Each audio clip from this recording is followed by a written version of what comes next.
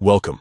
If you're tired of constant party invitation pop-ups while playing Roblox on your PC, you're in the right place. Today, I'll walk you through the latest method to disable party invitation notifications on Roblox web, so you can enjoy your gaming sessions without interruptions.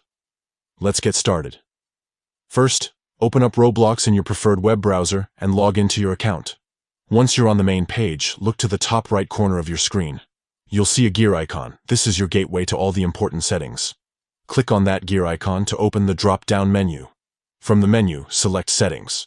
This will take you to your account's main settings page. On the left side, you'll notice several tabs. Click on Notifications to access all your notification preferences. Now, within the Notifications section, you'll see different types of alerts you can manage. Find and click on Mobile Push Notifications.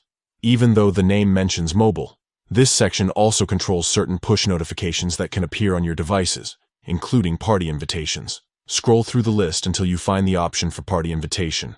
There will be a toggle switch next to it. To disable party invitation notifications, simply click the switch so it turns off. Once you do this, you won't receive any more party invitation pop-ups while you're playing on Roblox web. And that's it. You've successfully turned off party invitation notifications.